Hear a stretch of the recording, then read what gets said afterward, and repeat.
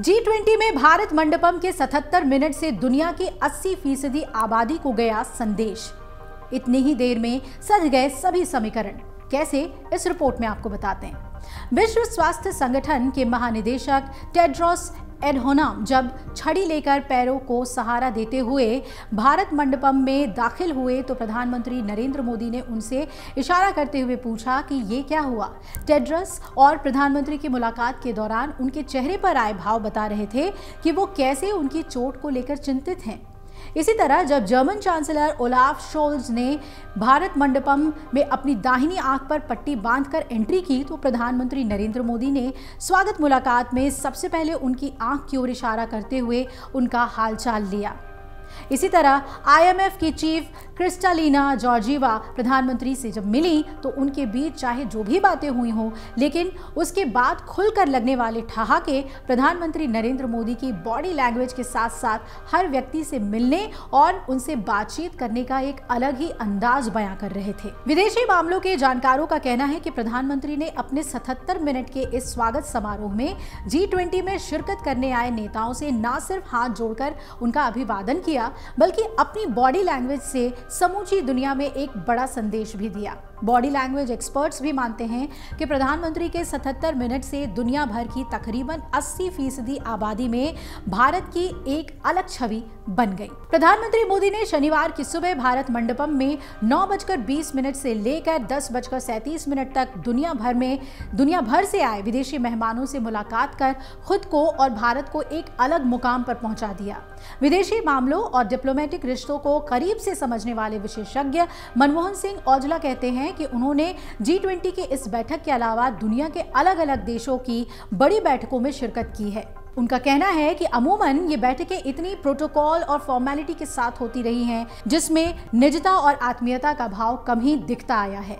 वो कहते हैं कि प्रधानमंत्री नरेंद्र मोदी ने जिस तरीके से इस बैठक के पहले दिन शामिल होने वाले प्रत्येक मेहमान का न सिर्फ हाथ जोड़कर स्वागत किया, बल्कि किसी से गले मिले तो किसी से उनके व्यक्तिगत सुख दुख के बारे में भी बातचीत की।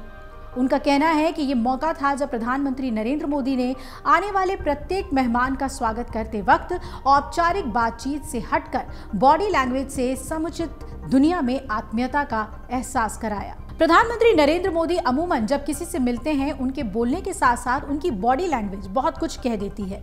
Centre for linguistic and its impact के नेशनल कन्वेनर JP लोढ़ा कहते हैं कि भाषा और बॉडी लैंग्वेज के माध्यम से आप बहुत हद तक लोगों को प्रभावित कर सकते हैं। उनका कहना है कि प्रधानमंत्री नरेंद्र मोदी इस मामले में अलग अलग मंचों से लोगों को हमेशा से ही प्रभावित करते आए हैं।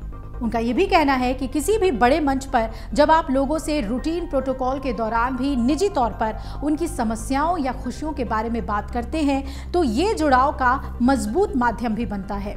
लोढ़ा कहते हैं कि जिस तरीके से प्रधानमंत्री नरेंद्र मोदी ने भारत मंडपम में अपने चिर परिचित बॉडी लैंग्वेज के एक्सप्रेशन के साथ एक एक मेहमान से मिलकर बातचीत की, वो उनकी छवि को अंतर्राष्ट्रीय स्तर पर एक अलग मुकाम पर पहुंचा रहा था।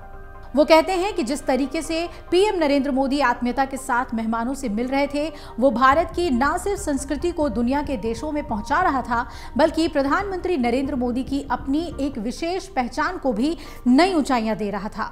लोढ़ा ने यह भी बताया कि चाहे जर्मनी के चांसलर हो या विश्व स्वास्थ्य संगठन के महानिदेशक, मेक्सिको से शिरकत करने आए उनके प्रतिनिधि से वहां के राष्ट्राध्यक्ष की सेहत को लेकर बॉडी लैंग्वेज के माध्यम से लिया जाने वाला हालचाल तक पता चल रहा था। ब्रिटेन के प्रधानमंत्री ऋषि सुनक के साथ हो रही बातचीत हो या फिर अमेरिकी राष्ट्रपति जो बाइडेन के साथ स्वागत करते वक्त किया गया वार्तालाप, प्रधानमंत्री नरेंद्र मोदी की बॉडी लैंग्वेज बगैर कहे बहुत कुछ बता रही थी। उनका कहना है कि प्रधानमंत्री का इस तरह से अपने मेहमानों से मिलना भारत की परंपरा और उनके शिष्टाचार को बताता है। लोढ़ा ये भी कहते हैं कि इसका दुनिया के अलग अलग देश में डिप्लोमेटिक स्तर पर क्या असर होगा, ये तो विदेशी मामलों के जानकारी रखने वाले ज्यादातर बेहतर बता सकेंगे, लेकिन वो ये जरूर मानते हैं कि निजी तौर पर आत्मीयता हमेशा रिश्तों को और प्रगाढ़ ही करती है। विदेशी मामलों के जानकारों का कहना है कि प्रधानमंत्री नरेंद्र मोदी ने जिस तरह से 77 मिनट के दौरान दुनिया भर से आए विदेशी मेहमानों का स्वागत किया, उसका आने वाले दिनों में भारत के डिप्लोमेटिक रिश्तों पर जबरदस्त असर पड़ने वाला है। भारतीय विदेश सेवा से जुड़ रहे पूर्व अधिकारी RN सिन्हा कहते हैं कि भारत के लिए G20 की अध्यक्षता बहुत मायने रखती है, क्योंकि ये वो बड़ा संगठन बनकर तैयार हो गया है जिसमें दुनिया की 80% आबादी जुड़ी हुई है। सिन्हा ये भी कहते हैं कि प्रधानमंत्री नरेंद्र मोदी ने जिस तरीके से इस कार्यक्रम के दौरान व्यक्तिगत रूप से एक एक मेहमान से मिलकर भारतीय परंपरा के मुताबिक न सिर्फ उनका स्वागत किया बल्कि निजी तौर पर सबका हालचाल लिया, उसका व्यापक असर होने वाला है। वो ये भी कहते हैं कि कहने को तो इसमें अलग अलग धुरी वाले देश भी शामिल हैं, लेकिन जिस तरह से भारत में सभी देशों को बराबर का सम्मान और दर्जा दिया है, इसका एक अलग असर पड़ने वाला है। अफ्रीकी संघ के अध्यक्ष अजाली ओस्मानी ने जिस तरह से प्रधानमंत्री मोदी को अफ्रीकी संघ को स्थायी सदस्यता पाने की खुशी में गले लगाया, 55 देशों में भारत को एक नई ऊंचाई दे गया। अमर उजाला अब आपके टीवी पर भी। अपने स्मार्ट टीवी पर YouTube पर सर्च करें अमर उजाला, चैनल सब्सक्राइब करें और देखें ताजा खबरें, वो भी HD क्वालिटी में। और हाँ, बेल आइकन दबाना ना भूलें ताकि हर खबर हो आपके घर। अमर उजाला, निष्पक्ष, निर्भीक, निरंतर।